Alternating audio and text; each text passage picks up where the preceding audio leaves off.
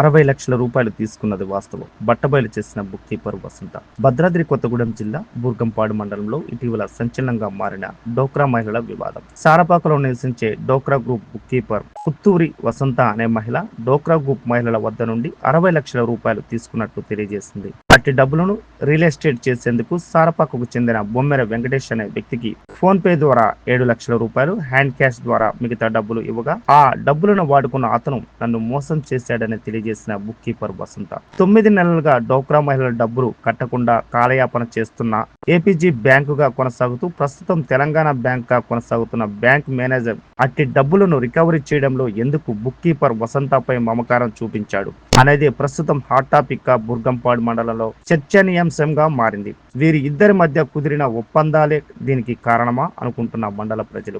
ఇటు విషయమై పూర్తి సమాచారం అధికారులు చేపట్టాలని కోరుకుంటున్న మండల ప్రజలు.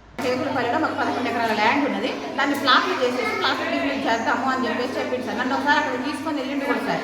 వెళ్ళేసి అంతా నాకు స్థలము ఇవి అన్నీ చూపెట్టింది సార్. చూసిన తర్వాత సరే చేద్దామనంటే నా దగ్గర డబ్బులు లేవు కదా అని అంటే డ్వాక్రా వాళ్ళ డబ్బులు ఉన్నాయి కదా, ఈ రోజు 40,000 ఇస్తే రేపు మనం ఒక ప్లాట్ చేసి అమ్మేస్తే మనకి 80,000 వస్తాయి అని చెప్పేసి చెప్పింది సార్. సరే అని ఆ ఉద్దేశంతో నేను కక్కుర్తి పడి 10,000 లాభం వస్తున్నది కదా, ఈ రోజు తీసుకుంటే రేపు ఇచ్చేస్తారు కదా అనే ఉద్దేశంతో ఈ రోజు టైం ఉన్నది 25వ తారీఖు, 20వ తారీఖు ఇస్తారు సార్ నా డబ్బులు. 25వ తారీఖు 5 రోజులు టైం ఉన్నది కదా, రేపే ఇస్తానన్నాడు కాబట్టి రేపు 10,000 నాకు మిగులుతాయి అనే ఉద్దేశంతో కక్కుర్తితోటి నేను నిజంగా ఒప్పుకున్నాను సార్. చదాము అని చెప్పేసి ఒప్పుకున్నాను. ఆయన నాకు సింగరేణి ఎంప్లాయీ కాదనే విషయం మొన్న 17వ తారీఖు తెలిసింది సార్ నాకు. ప్రస్తుతం ఆయన శ్రీకరి బోర్డు పక్కన ఇల్లు అని చెప్పేసి నాకు మాత్రం ఫస్ట్ సొంత ఇల్లు అని చెప్పింది సార్. ఫస్ట్ ఇల్లు మా సొంత ఇల్లు అని చెప్పేసి చెప్పింది.